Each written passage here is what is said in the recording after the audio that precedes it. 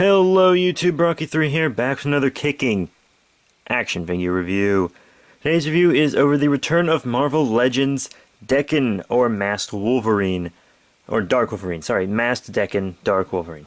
Can't believe I'm already messing up. Beginning of the review, haven't even done anything yet. But yeah, it's a cool figure. I have some gripes about it though.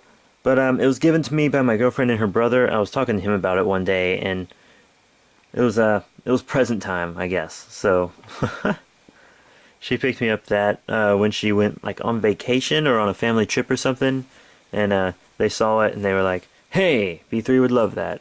And my brother actually picked himself up a Catwoman. I was kind of jealous because I passed one up and then I couldn't find it anywhere.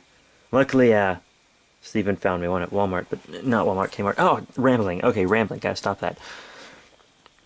But yeah, he's pretty cool from the waist up. Let me show you the figure up close. It's essential for your Dark Avengers. That's who I display him with. Pretty cool. But now let's get into detail and paint first. Detail pretty good on this guy. I mean, you can see how furrowed he is right there in the brow area.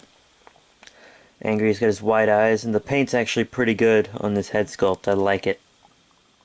I like it a lot. And then I've got his neck kind of jutting forward, which is good for a figure like this. He's got a really just decent paint job, and the tat looks good. He has a good looking tat there. And his bone claws. This one seems to be bent in packaging, easily fixed with some warm water or something. But the bone claws have a lot of nice detail on them, dentitions and stuff. They look real good. No paint apps on this arm. Kind of sad, like if they shaded or something, but then they'd have to shade this, and that would look weird with the tat. So I guess it's okay. Belt's like a separate piece, red. Actually has some detail on it, which is really nice, and gold buckle and everything. And you've got a lot of shading on the front of the figure. Like you can see all that shading on the legs and stuff, but then you turn him around and there's none there. But he's got shading on the front and the back of his upper torso, which is nice. And then you got his boots. There's the back of the figure. So yeah, the detail and paint's pretty nice, but then articulation is really what I want to talk about here. Alright, so the head looks up pretty far and down pretty far, so that's good. And he's got this kind of neck thing going on side to side. And you got this clicking ab joint. And if you guys have watched like any, if I ever put any Halo reviews up, I really just hate when joints make clicking sounds like that. I hate ratchety joints. And then you got waist joint. I do like this joint here. I've always liked that kind of joint. But you got up and down on the arms, forward and back. Got some paint scuff there. This might be. Then bicep rotation, double elbow bend. Then you have like this rotation on the glove. And then forward and back on the hands and side to side. So there's all that up there. And then down here, you got like in and out on the leg, and you can kind of go like a forward and back kind of thing with it. You can turn that joint and do a better forward, but then you've also got like a thigh swivel up there, and a double knee bend down here. Oh, he's stiff. I haven't moved him in a while. And then you have rotation on the boot, which is cool. But then down here is the problem. I mean, like, with these Marvel Legends, they've been giving him lots of ankle pivots and stuff, and he has one, but, I mean, it's like a nice pivot, but I would have preferred the new ankle pivot joint, and it's an ugly looking joint. I mean, look how ugly of a joint that is. You can just see the whole thing. He's got some ugly feet, just period. He just have some toe articulation. I don't know. No peg joints. He doesn't really need them though. So it's like, these foot articulation's ugly, and you got that nasty ratchet articulation, and it's just annoying. So now, how about we get into some size comparisons? Alright, here we have Masked Daken compared with some other Dark Avengers. Now, that's pretty cool. He is with the Iron Man 3 or Iron Man Legends Iron Patriot comic series. That's a good comparison to me. I mean, Daken, like, he has his neck forward and he's kind of crouched and his legs are apart. But that's just how, you know, feral character stands. So That seems fine to me. And then over here we have a black costume Spider-Man figure, which will serve as our Venom. I like this one as Venom because it has a very muscular build, really muscular build.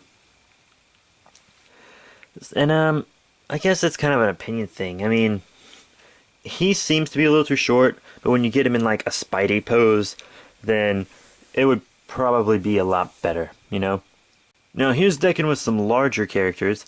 Here he is with the Walmart exclusive Loki from the Thor 6-inch line. This weapon actually doesn't belong to him. It's for a 3 3/4 inch Hogan figure. But yeah. Anyways, I think that's fine. You know, Loki's a god, so he should be bigger. And then over here we have the Mac Gargan Venom, so you can see what he's like next to Venom when Venom's, you know, big and nasty. And I think that's good too, so he'll scale up well with some of your other larger Marvel Legends. And now it's Marvel Select time. Yeah, we have him with the Marvel Select Ultron here, and I think that's fine. You know, Ultron being real big like that doesn't bother me at all. I think it's cool, and we'll see how big he is in Age of Ultron coming up. This review, it might already be out by the time I'm putting this review up. I'm filming this like towards the end of February, so March is coming up, which is when Age of Ultron starts. And yeah, then we have this Marvel Select Amazing Movie Spider-Man. And they don't scale up well at all. That Spider-Man's just way too big. But yeah, I think he looks cool with the Ultron. Alright, so that's really it for this Masked Daken review.